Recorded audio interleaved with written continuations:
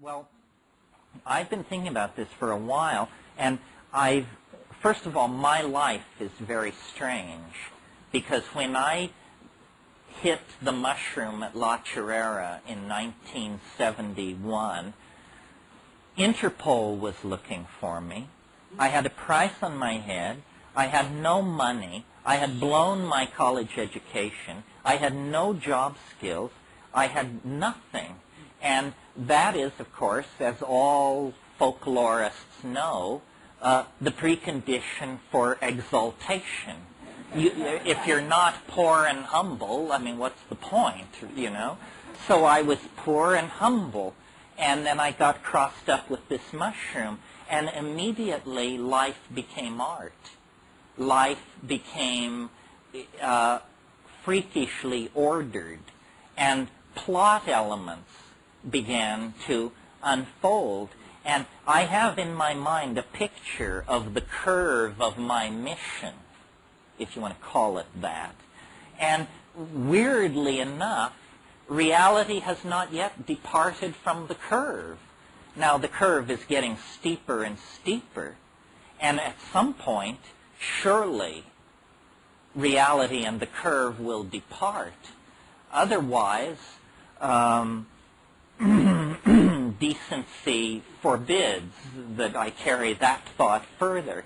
But you do see what I mean, I think. And all of us are beginning to take textual control of our lives and be able to write the plot.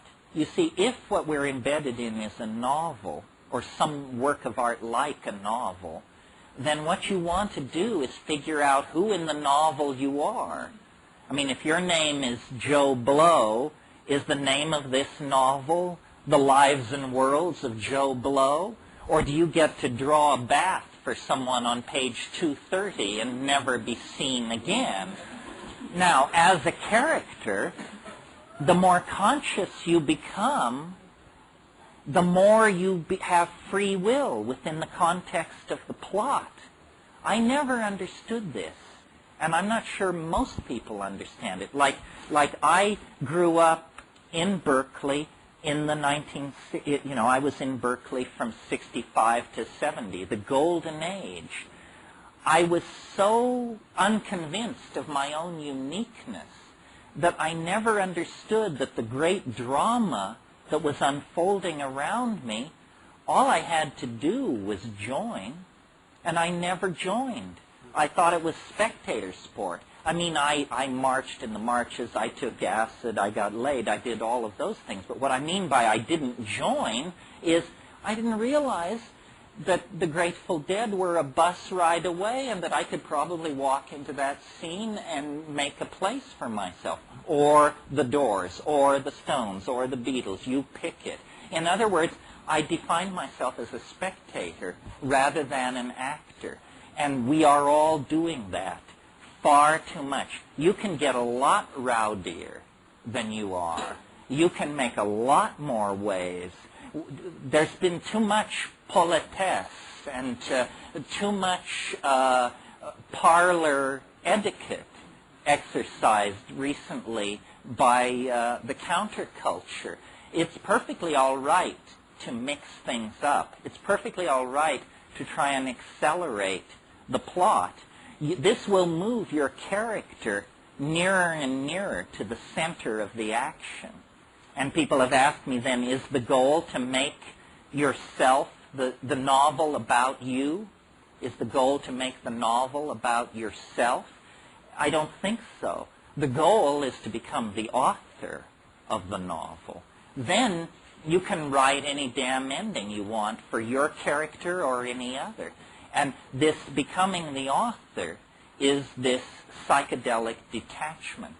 And suddenly you go from being a chessman on the board to the chess master looking at the board. It's empowering. It's self-control. Now, people who don't know this are like made of denser stuff than the rest of us.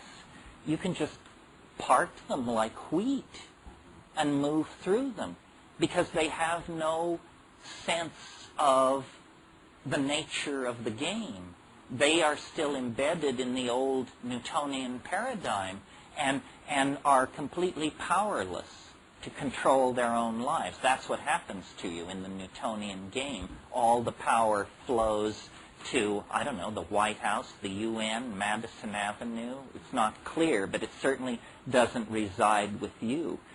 More and more, I think we need to decondition. That's what I mean by following the plot as written. If you never decondition, you're just a character in somebody else's story. But if you decondition, you can begin to move your life the way you want. And miracles happen. Miracles do happen. They happen even to ordinary people in the realm of falling in love, because there's something about where the genes go that is very compelling to the universal logos that's watching over us all. So, you know, the stable boy can marry the princess if his heart is pure and the winds of the logos are at his back. That's why we love those fairy tales of the stable boy who inherits the kingdom, because we sense that as our story.